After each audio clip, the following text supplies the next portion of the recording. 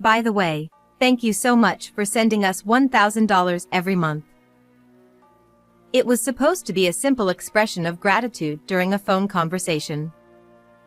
For the past few months, my son and his wife have been depositing money into our account for my husband John and me.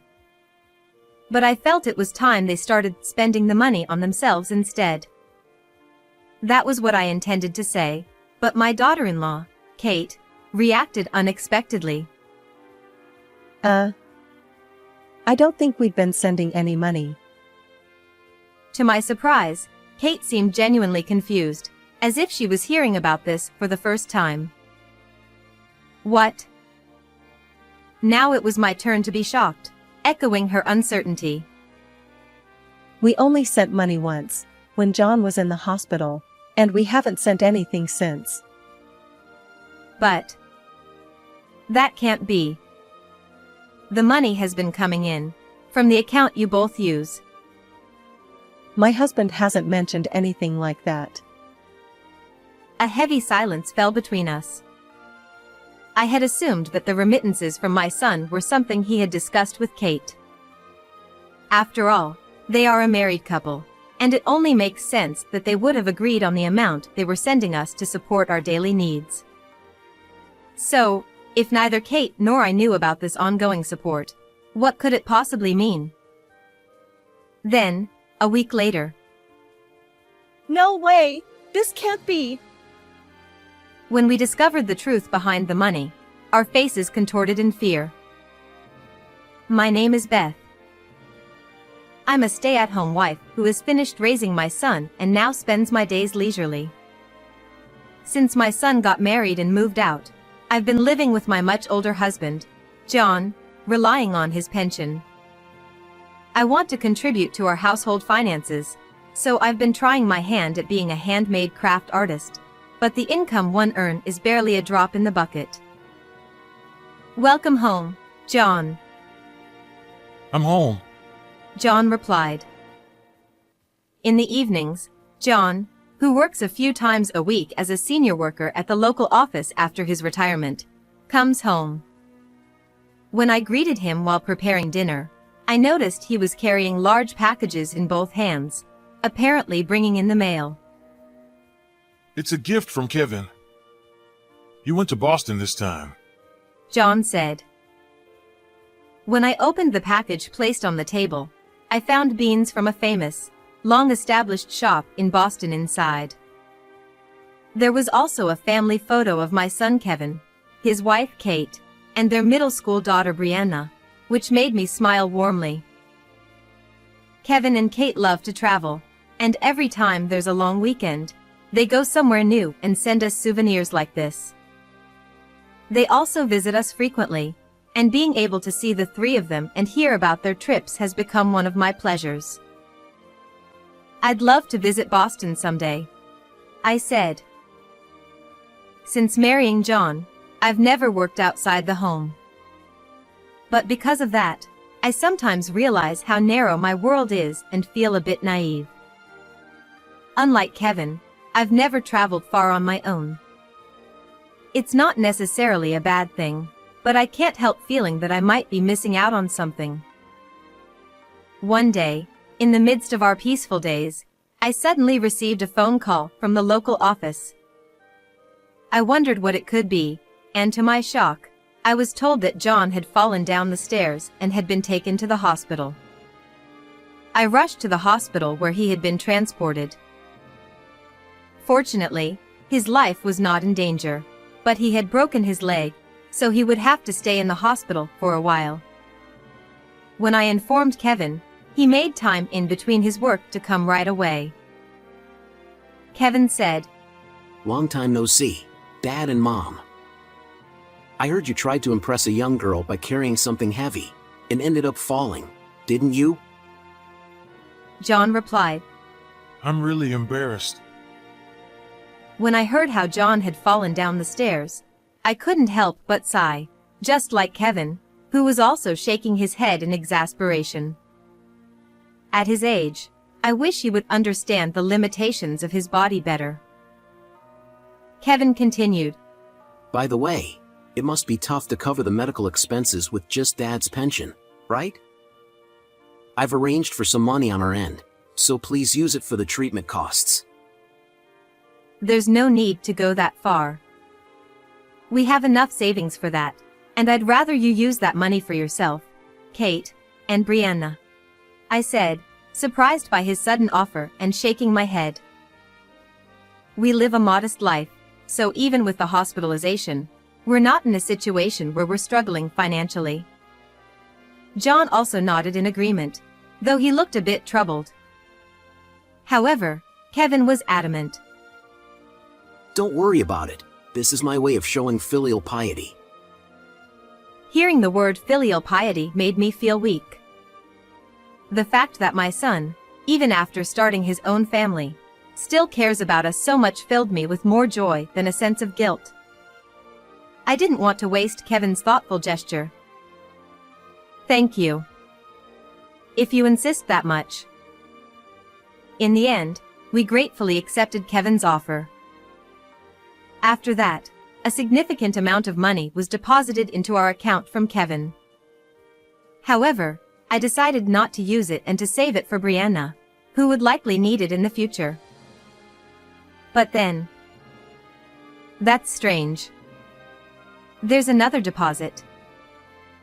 A few months later, when I went to the bank to withdraw some money, I noticed that Kevin had made another deposit. And it wasn't just a one-time thing. For the past few months, a fixed amount had been deposited into the account every month. Puzzled, I decided to contact Kevin again. When I spoke to him on the phone, he responded casually. Kevin said, Well, you know, rehab and doctor visits cost money, right? It's part of the treatment costs. Please don't hesitate to use it. No, really, it's okay. The money you gave us before has already been a big help. You should use it for your own family. Kevin replied, But Dad and Mom are my family too. Besides, this is my personal money, so don't worry about it. Oh, but I'd appreciate it if you didn't mention it to Kate. She'd only worry. No matter how many times I tried to decline, Kevin insisted that we accept the money. While I appreciated Kevin's thoughtfulness, I felt uneasy about receiving more money when we didn't really need it.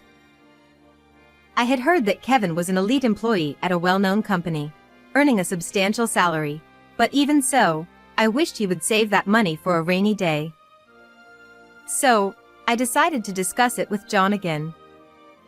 I brought up the topic with him as he sat in the living room, leisurely enjoying his coffee after being discharged from the hospital. I'm grateful for Kevin's kindness, but maybe it's time to stop accepting the money, I said. I didn't want to disregard Kevin's feelings. When I explained this, John nodded in agreement.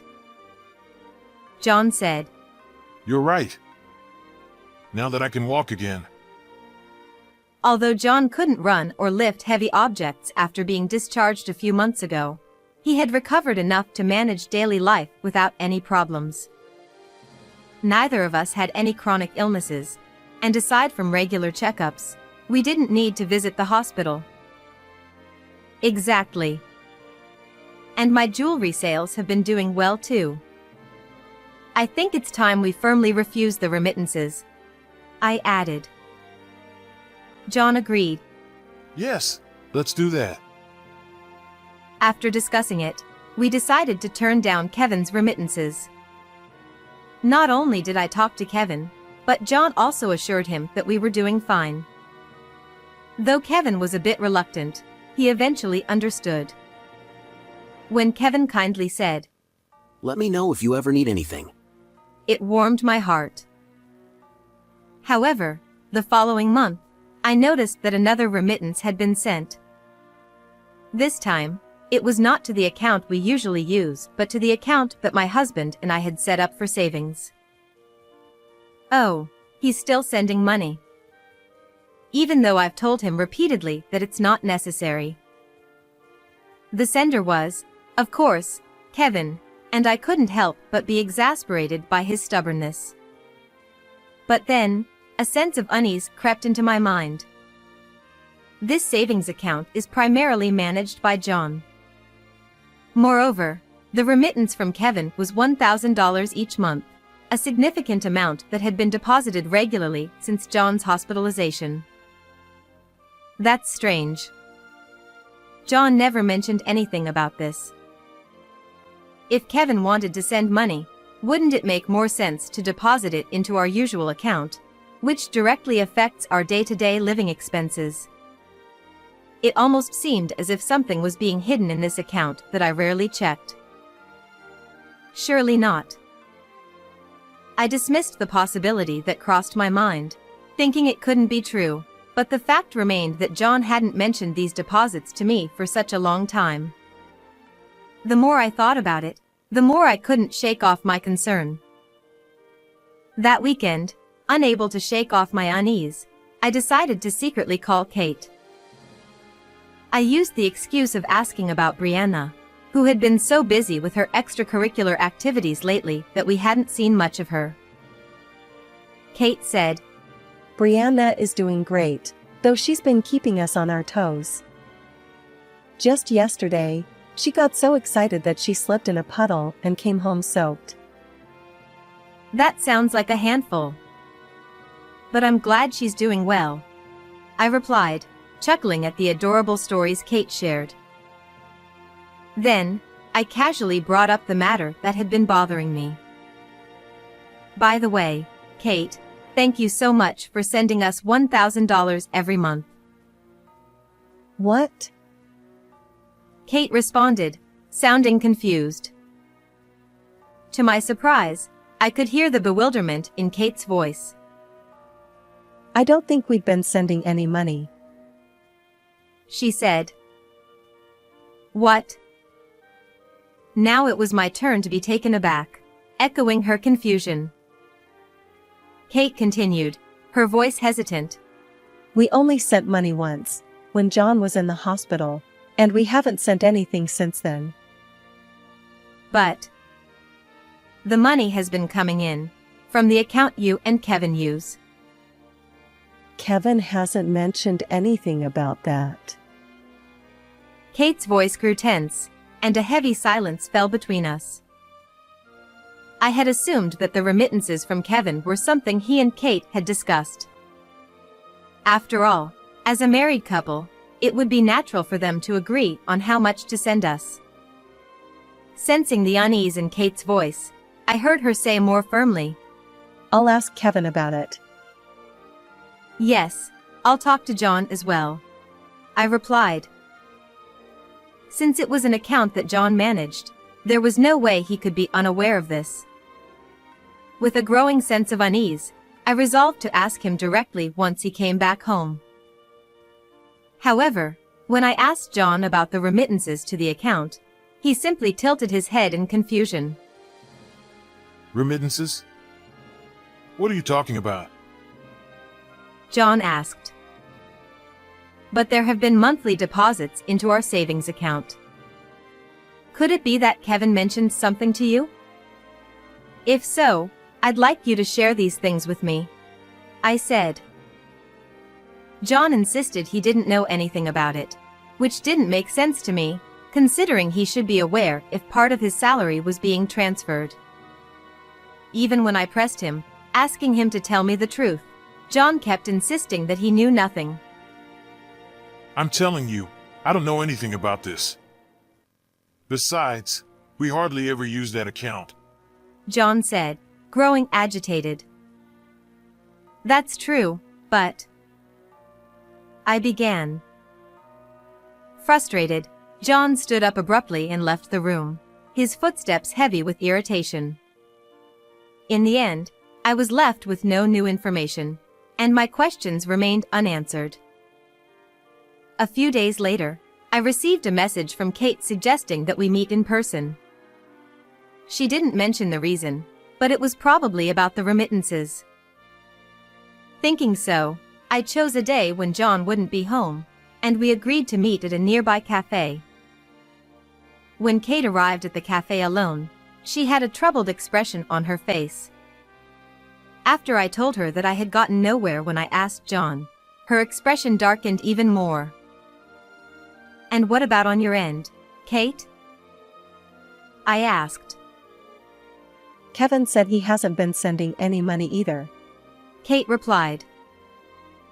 The outcome, which I had somewhat anticipated, left me silent and unable to speak. A growing suspicion began to form. Could they really be doing something behind our backs? But it seems that there have indeed been transfers from the account Kevin often uses. Kate added. Yes, I secretly brought the bank statement with me, and it clearly shows a $1,000 deposit every month. I said. I pulled out the bank statement from our savings account that I had taken from the drawer at home. Kate also showed me a photo of Kevin's bank statement, and sure enough, the transfer records were there. Kate said, Does this mean that Kevin and John are doing something behind our backs? I'd like to believe that's not the case. I replied. It was strange that they both firmly denied any involvement despite the clear evidence of the money transfers. Even if there was some innocent personal exchange between them, why wouldn't they tell us about it? Come to think of it, John often exchanges emails with Kevin on the computer. I suddenly recalled as we were both lost in thought. I don't want to snoop or doubt John, but maybe I should take a look, I suggested hesitantly. Kate responded. Yes, I'm curious too. John is at work today, right? May I join you? Of course. I'd appreciate your help, I replied. Kate, who seemed just as concerned, nodded seriously, indicating that she was just as eager to get to the bottom of this. And so, we hurried back to the house, determined to check John's computer before he returned. This was the first time I had ever done something like this since John and I got married. Even as a married couple, we had always respected each other's boundaries, knowing that everyone has areas they don't want others to intrude on. As I moved to turn on the computer, my hands started to tremble. Noticing this, Kate gently rubbed my back, trying to reassure me. I'm sure it's nothing. Maybe they've just been secretly saving up for a surprise overseas trip for us or something like that. Kate said. Yes, and if that's the case, we'll just pretend we never saw anything, I replied. Kate's comforting words helped ease my nerves a bit. She was right. My anxiety was making me think the worst, but perhaps they were simply planning something nice for us. With that in mind, I opened the email inbox. But our faint hopes were quickly dashed in the next moment. Oh, what's this attachment in the email? The emails between John and Kevin were mostly ordinary updates, nothing suspicious. However, at the end of one email, there was a short line that read the usual, followed by several attached files. When we opened the files, we both gasped. What? Kate exclaimed loudly. And no wonder. The files contained what appeared to be covertly taken photos of Kate and Brianna. Is this me? And Brianna too? Kate stammered, her voice trembling with shock. I was equally stunned, unable to find words. The photos were taken from angles that suggested they were shot secretly inside their home. Some showed Kate partially undressed, as if captured while changing, and others were of her right after a bath. There were also pictures of Brianna in her school uniform. No, this can't be happening. What is going on? Kate cried out. Wait. Could it be that this folder? I said, recalling an oddly placed photos folder on the home screen. With trembling hands, I clicked on it. As I waited for the photos to load, feeling as though I could barely breathe. What appeared on the screen were numerous covert photos of Kate and Brianna. Kate let out a small gasp. Aw, Judging by the sheer number of photos, this wasn't something that had started recently. It dated back to around the time those mysterious $1,000 remittances began. no. Could Kevin and John really be behind this? Kate said, her voice faltering as she collapsed into a chair, her strength drained. I, too, struggled to process the shock, feeling deeply betrayed. As I gently rubbed Kate's trembling back, I spoke with newfound resolve. Kate, I know this is painful, but we can't just let this go. We need to come up with a plan. Yes. We have to do this, for Brianna's sake. Kate replied, bravely forcing a smile through her tears. 1 month later, it was John's birthday party. When I invited Kevin and Kate, saying I wanted to throw a birthday party for John, they gladly agreed to come over. We decided to hold the party on the weekend instead of on John's actual birthday so that everyone could be there. Happy birthday, Dad. Kevin said. Thank you. John replied. Both Kevin and Kate brought gifts, and John seemed genuinely happy. It's a shame that Brianna couldn't make it because of her club retreat. John said. Yes, but it's understandable. She's working hard, I replied. Although Kevin and Kate came, Brianna was too busy with her club activities to attend. However, she had sent a gift with Kevin, which included a letter and a mug. Once everyone was comfortable and the mood was light, Kate clapped her hands to shift the atmosphere. Actually, Mom and I have prepared a very special gift, haven't we? Kate said. Yes, something truly special, I added, exchanging a meaningful glance with Kate. That sounds great. I can't wait. John said, his eyes lighting up with anticipation. As John looked on eagerly, Kate handed him a large basket. The contents were hidden under a checkered cloth. Please, open it. Kate urged. I wonder what it is. John said as he excitedly pulled back the cloth. But as soon as he saw what was inside, his face turned pale. What's wrong, Dad? Kevin asked, noticing John's sudden silence. He looked into the basket himself, and soon, sweat began to drip down his face. Yes, the basket was filled with the covert photos exchanged between Kevin and John.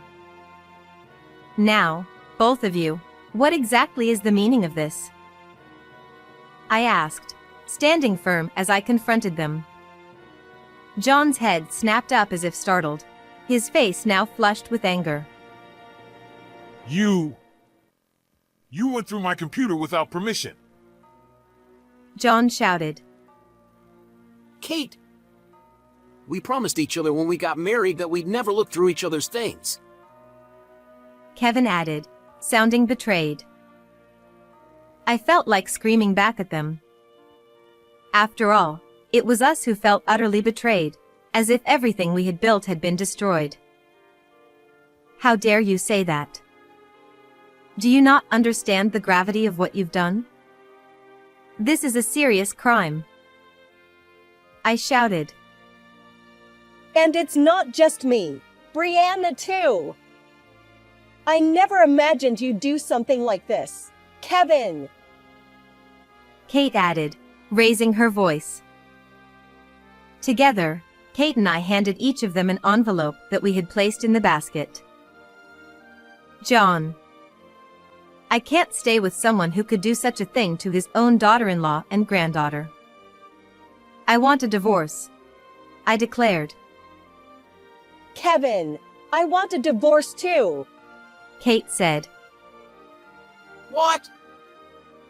The two men were momentarily stunned, unable to comprehend what had just been said, but they quickly turned red with anger and began shouting back.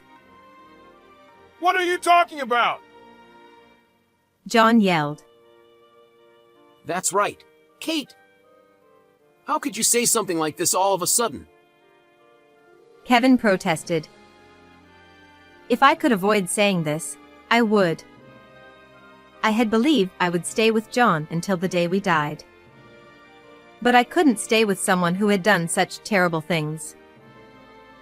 This isn't all. Kate continued in a cold voice, pulling out more photos from her bag. It's not just me and Brianna. There's evidence of even more. She said. These included photos of women from John's workplace, the nearby sports gym, and the attached pool facility. We had found these while further investigating John's folders. These photos had also been exchanged in emails between John and Kevin. Kate! You! Kevin shouted, unable to contain his anger as he glared at Kate. But Kate glared back with equal intensity. There was now an irreparable rift between them, just as there was between John and me. You both need to turn yourselves in to the police. If you don't, we'll contact them ourselves, I said calmly but firmly after saying everything I needed to say. Wait, no! Kate, Mom! It wasn't me. This was all Dad's idea. Kevin cried out, panicking. Kevin! Are you betraying me? You're the one who asked for the photos. John shouted back. You didn't have to bring that up now. Kevin retorted. With the truth now out in the open, John and Kevin began a nasty argument, revealing their true colors. As I listened to their argument, it became clear that this all started with John taking photos at the local office where he worked. Kevin happened to see the photos and, initially viewing them as a joke, gradually became deeply involved. Eventually, he started requesting more photos from John, offering money in return. Their exchange of photos escalated, with Kevin taking secret pictures of Kate and Brianna, while John, even during his hospitalization, was secretly photographing nurses and rehabilitation staff. It was purely by chance that I discovered their financial transactions. Kate, please, give me one more chance. I swear I'll never do anything like this again. Kevin cried out, almost in a plea, clinging to Kate. But Kate rejected him with a voice as cold as ice. That's impossible. Even once, you sold out me and our daughter. How could I ever want to stay with someone like that?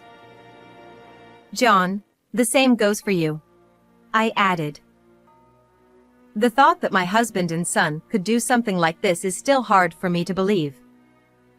The reason I turned this birthday, one we had celebrated together so many times, into a day of confrontation was because I felt it was necessary to face this harsh reality. After that, we contacted the police about Kevin and John, and we ended up getting divorced. Once the police were involved, their employers found out about their actions, and they were both, unsurprisingly, fired. Having lost their spouses, they now live in hardship, burdened with paying alimony and facing the harsh judgment of those around them. But that's no longer our concern. Beth, it's been a while. Kate greeted me. Yes, it has. It's good to see you, Kate. And you too, Brianna. A few months have passed since the incident, and I still keep in touch with Kate and Brianna, who moved back to their hometown. Although the details of the incident were kept vague, Brianna was visibly upset when she learned that her father and grandfather had been arrested. However, seeing her smile brightly and greet me with, It's been a while, Grandma. I felt a sense of relief. For Brianna's well-being, I can only hope that the memory of those two fades quickly. I was really surprised to hear that you're living here all by yourself. Kate remarked. Yes, I'm surprised myself, I replied. After divorcing John, I decided to leave the countryside and use the money I had saved to start a new life. I know it's late to be learning more about the world, but I wanted to finally overcome my naivety. Actually, my handmade shop is going to have a pop-up store at a department store in this area.